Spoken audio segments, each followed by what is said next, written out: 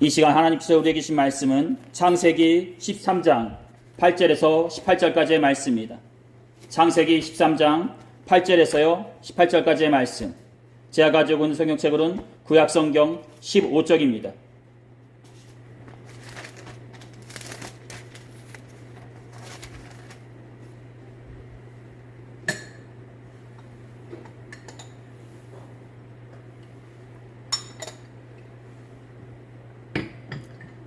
창세기 13장 8절에서요 18절까지의 말씀입니다.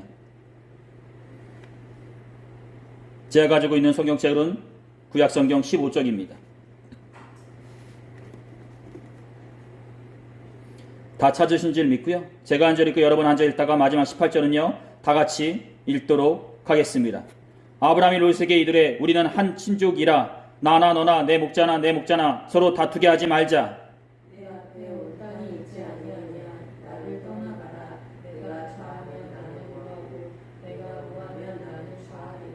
이에 롯이 눈을 들어 요단 지역을 바라본즉 소알까지 온 땅에 물이 넉넉하니 여호와께서 소돔과 고모라를 멸하시기 전이었으므로 여호와의 동산 같고 애굽 땅과 같았더라.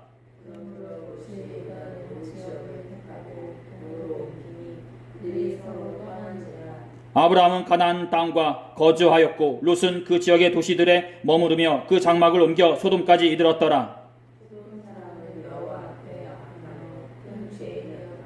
롯이 아브라함을 떠난 후에 여호와께서 아브라함에게 이르시되 눈을 들어 너 있는 곳에서 북쪽과 남쪽 그리고 동쪽과 서쪽을 바라보라.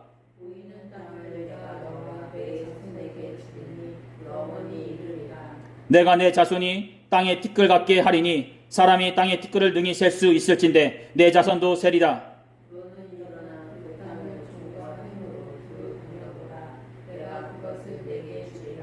이에 아브라함이 장막을 옮겨 헤브론에 있는 마므레 상수리 수풀에 이르러 거주하며 거기서 여호와를 위하여 제단을 쌓았더라. 아멘. 오늘 여러분들과 선택의 기로에 섰을 때라는 제목으로 다 같이 하나님의 말씀 나누고 하겠습니다. 우리 말씀 나누기 전에 앞뒤 좌우로 마음과 정성을 모아서요 예수님의 이름으로 축복의 인사 나누도록 하겠습니다. 예수님의 이름으로 사랑하고 축복합니다. 예수님의 이름으로 사랑하고 축복합니다. 말씀 나누도록 하겠습니다. 선택의 기로에 섰을 때 우리는 누구든지 이런 고민을 하곤 합니다. 어떤 길이 나에게 가장 큰 도움이 되고 이익이 되는 길인지, 또는 어떤 길이 나의 미래의 성장과 성공에 가장 큰 발판이 되고 촉진제가 되어지는 것인지 라고 말이죠. 그러기에 우리는 누구든지 선택의 기로에 섰을 때 다른 때와 다르게 더욱더 철두철미하게 계산을 하고 고민을 하고 정보를 얻어 결정을 하곤 합니다. 왜냐하면 그 선택에 따라 미래의 우리의 모습도 바뀌어지게 되고 나아가 우리의 인생까지도 바뀌어지게 되기 때문입니다. 이렇듯 선택의 기로에 섰을 때 어떤 것을 선택하느냐에 따라 현재의 모습과 미래의 모습까지도 바뀌어지게 되듯이 이 자리에 앉아 계신 여러분들 또한 수많은 선택의 기로에 섰을 때 가장 올바른 선택을 함으로써 여러분들에게 가장 큰 이로움이 되고 복이 되시기를 두 손 모아 축원드립니다. 그렇습니다. 이렇듯 선택이 그만큼 중요하듯이 오늘 우리에게 주어진 본문의 말씀을 보게 되면 그 선택의 기로에 선 두 명의 사람을 접하게 된다 볼 수 있을 것입니다. 그리고 그 두 명의 사람의 선택에 따라 우리는 그 두 사람의 각자의 미래까지도 보게 된다 볼 수 있을 것입니다. 그렇습니다. 오늘 우리에게 주어진 본문의 말씀은 이렇습니다. 아브라함과 롯은 하나님의 은혜 가운데 애굽을 떠나 네게부 지방을 거쳐 전에 여호와께 제단을 쌓았던 베델과 아이 사이에 있는 지역으로 옮겨가 살게 됩니다. 그리고 이렇듯 옮겨가는 가운데 속에 아브라함과 롯의 재산은 더욱더 많아지게 되고요.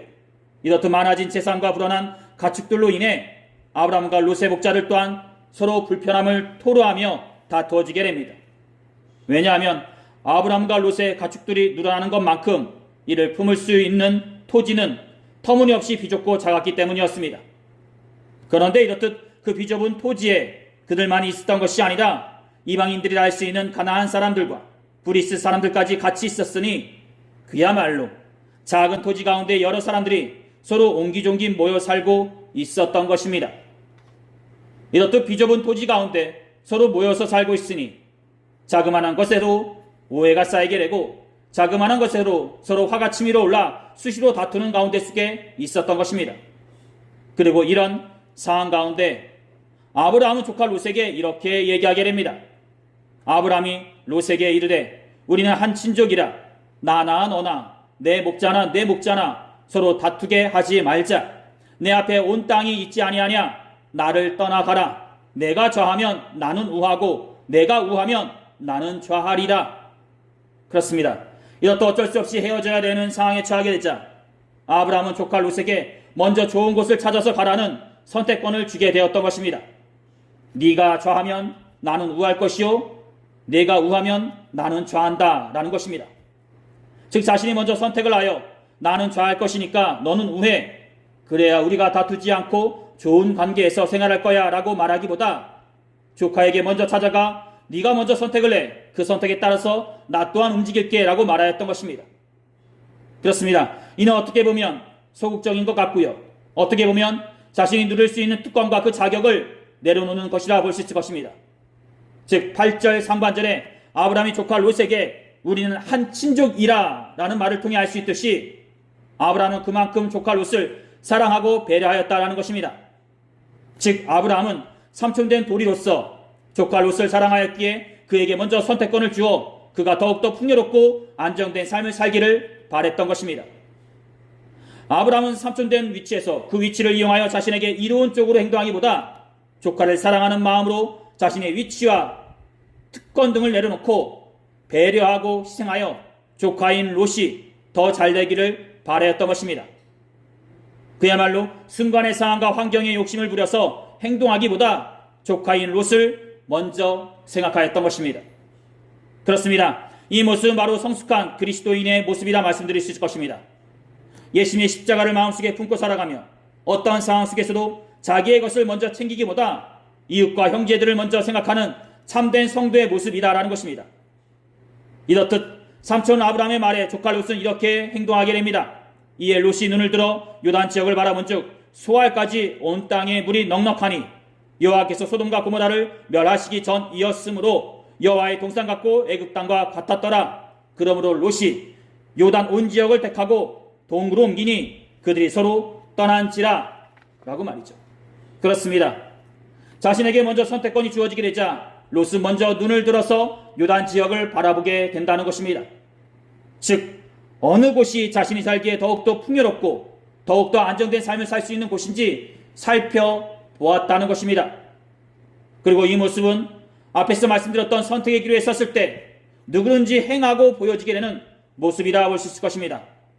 즉 자신에게 이로운 쪽으로, 자신에게 도움이 되는 쪽으로 장차 자신의 성장과 성공의 발판이 되어지고 촉진제가 되어지는 그런 곳은 어디인지 둘러보았다는 것입니다. 그렇습니다. 선택의 기로에 섰을 때 롯은 먼저 이렇듯 세상적인 사람들이 일반적으로 행하는 모습을 보여주었던 것입니다. 그리고 그 일반적인 모습이 보이는 곳에 현혹되어 움직여지는 그런 모습이듯이 롯 또한 자신이 보기에 넉넉하고 풍요로운 여호와 동산과 같은 곳을 선택하였던 것입니다. 즉 롯은 그 누구도 아닌 자신의 관점과 선입견을 가지고 자신이 보기에 풍요롭고 아름다운 곳을 선택하여 그곳으로 가기를 정하였던 것입니다. 그런데 우리는 여기에서 한 가지 아이러니한 문장을 하나 보게 되는데요. 그것은 바로 본문 10절 하반절에 기록된 말씀이라는 것입니다. 바로 롯이 요단 지역을 바라보는 가운데 쓰게 여호와의 동산 같고 애굽 땅과 같았다라는 문장이라는 것입니다. 즉 서로 어울리지 않는 문장이 하나의 문장이 되어 설명되어지고 있다는 것입니다. 그렇습니다. 여호와의 동산은 에덴 동산으로서 하나님께서 만들어 놓으시고 활동하시는 곳이라 말씀드릴 수 있을 것입니다. 하나님이 행하시는 곳, 하나님이 임재하시는 곳, 하나님이 역사하시는 곳, 하나님이 숨쉬는 곳이라는 것입니다. 그러나 뒤에 설명되어지는 애굽은요, 당시의 최첨단 도시 운명을 갖춘 곳으로서 사람이 살기에는 안락하고 편리한 곳일지는 몰라도 어떻게 하나님의 흔적과는 거리가 먼 인간의 욕심과 이기와 범죄와 타락이 넘쳐나는 곳이라는 것입니다. 즉 육신적으로 보았을 때는 편리하고 안락할지는 몰라도요, 영적으로는 매우 어둡고 혼란스러운 곳이 애굽이었다라는 것입니다. 그런데 그 애굽이 여호와의 동산과 같다라는 문장과 결합되어 설명되어지고 있다는 것입니다. 즉 여호와의 동산과 애굽은 서로 매치가 되지 않는 곳인데 그곳이 서로 매치가 되어 소개되어지고 있다는 것입니다. 그렇습니다. 이는 바로 롯이 보기에 여호와의 동산은 애굽 땅과 같은 곳이어야 한다는 주관이 들어가 있는 것이요, 한편으로는 현대의 우리를 중에 잘못된 신앙관을 가지고 살아가는 성도의 모습을 말해주는 내용이라 볼 수 있을 것입니다. 즉 롯은 판단하기를 여호와의 동산은 화려하고 풍요롭고 찬란한 네온 사인이 번쩍이는 곳이었던 곳이요, 그곳에 하나님의 축복과 뜻과 계획하심이 있을 것이라 믿었던 것입니다. 즉 믿는 성도분들 중에 십자가나 희생은 생각하지도 않고 무조건 하나님을 믿으면 부자되고 무조건 잘 된다고 생각하는 것과 같다라는 것입니다. 그리고 그분들에게는 믿는 자들이 고난을 받거나 어려움에 처하게 되면 그것은 하나님을 믿는 것이 아니라 하나님 또한 믿는 자들을 그런 길로 인도하지 않는다는 것입니다. 즉 그분들의 입장으로 하나님을 믿으면 무조건 부자되고 잘돼야 되는 것이요, 십자가나 희생은 그리고 고난은 절대로 없어야 하는 것입니다. 그렇습니다. 우리는 가끔씩 이런 마음이 들 때가 있습니다.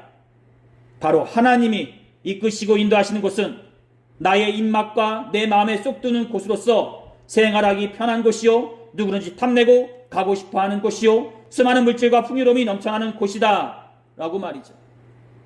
즉 극히 물질적이고 극히 풍요롭고 극히 세상적인 것이 하나님의 축복과 길이라고 생각하고 그런 길만 하나님께서 나에게 허락하여 주신다고 믿는다는 것입니다. 즉 세상적인 바알을 쫓으면서 하나님을 믿는다고 얘기한다는 것입니다. 그런데 사랑하는 성도 여러분, 분명히 말씀드리지만 그것은 하나님을 믿는 것이 아니요 하나님도 아닌 것입니다. 십자가를 빼놓고서 부활을 얘기할 수 없듯이 고난과 희생을 빼놓고서 영광과 축복을 얘기할 수 없는 것입니다. 즉 하나님은 믿는 자들에게 십자가와 같은 고난의 길을 인도할 수도 있고 광야와 같은 기다림과 인내의 길을 인도하실 수도 있고 거친 바다와 같은 길을 인도하실 수도 있다는 것입니다. 그리고 그 길을 뚫고 걸어오라고 말씀하시기로 하신다는 것입니다. 하지만 오늘 본문에서의 롯은 어떻습니까? 그는 애굽과 같은 곳이 하나님께서 인도하시는 곳이라 생각하였고 그곳을 선택하였습니다. 롯이 자신이 보기에 여호와의 동산과 같고 애굽 땅과 같은 편리하고 안락한 도시명이 만들어진 요단 지역으로 옮겨와 살게 됩니다. 그리고 그 선택에 따라 그의 미래 또한 상상하지 못했던 미래를 맞이하게 됩니다. 다음은 창세기 19장 30절부터 38절에 기록된 말씀이라 보실 것입니다. 특별히 이해를 돕기 위해 쉬운 성경의 말씀으로 전해 들어가겠습니다. 롯은 소알에서 계속 사는 것이 두려웠습니다. 그래서 롯과 그의 두 딸은 산으로 이사했습니다. 롯은 딸들과 함께 동굴에서 살았습니다. 어느 날 큰딸이 작은딸에게 말했습니다. 우리 아버지는 늙으셨고 세상 사람들은 다 결혼을 하는데 우리와 결혼할 남자는 없다. 그러니 아버지를 술에 취하게 한 다음에 아버지와 잠자리를 같이 해서 아버지를 통해 자식을 얻자. 그날 밤에 두 딸은 아버지에게 술을 들여 취하게 했습니다. 그리고 나서 큰딸이 아버지에게 가서 아버지와 잠자리를 같이 했습니다. 하지만 롯은 큰딸이 한 일을 알지 못했습니다. 이튿날 큰딸이 작은딸에게 말했습니다. 어젯밤에는 내가 아버지와 함께 잤으니 오늘 밤에도 아버지에게 술을 들여 취하게 한 다음 이번에는 내가 아버지와 함께 자라. 그렇게 해서 아버지를 통해 자식을 얻자. 그날 밤에도 두 딸은 아버지에게 술을 들여 취하게 하고 작은딸이 아버지에게 가서 아버지와 잠자리를 같이 했습니다. 이번에도 롯은 작은딸이 한 일을 몰랐습니다. 이런 방법으로 롯의 두 딸이 모두 아버지 아이를 가지게 되었습니다. 큰딸은 아들을 낳아 이름을 모압이라고 지었습니다. 모압은 지금까지도 살고 있는 모든 모압 백성의 조상입니다. 작은딸도 아들을 낳아 이름을 베냐민이라고 지었습니다. 베냐민은 지금까지 살고 있는 암몬 백성의 조상입니다. 그렇습니다. 창세기 19장 30절부터 38절에 기록된 말씀입니다. 그렇습니다. 롯은 자신이 보고 판단한 대로 도시 문명이 만들어져 있는 요단 지역에 갔다가 나중에는 소돔까지 이르게 됩니다. 그리고 그곳에서 여러 왕들의 전쟁에 휘말려 포로로 끌려가는 고난을 겪게 되고 나중에는 소돔 성과 고모라 성이 멸망하는 가운데 아내가 뒤를 돌아봄으로써 소돔 기둥으로 바뀌는 험한 일도 겪게 된다는 것입니다. 그리고 이렇듯 그것도 끝나는 것이 아니라 소알이라는 곳에 살다가 두려움의 동굴로 들어가 살게 되었는데 이렇듯 그곳에서 근친상간이라는 일까지 겪게 된다는 것입니다. 즉 롯이 처음에 선택권이 주어졌을 때 눈을 들어 물질적인 것에 현혹되지 않았다면 그는 이런 고난과 험한 일도 겪지 않았을 것인데 그는 보이는 것에 현혹되어 판단함으로써 이런 고난과 어려움, 나아가 생각하기로 싫은 끔찍하면서도 암담한 일까지 겪게 되었던 것입니다. 그렇습니다. 이렇듯 롯이 유단 지역으로 건너가게 되자 이제는 아브라함이 선택하게 되는데요. 그의 선택 방법은 롯과는 전혀 다른 모습을 우리에게 보여주게 된다는 것입니다.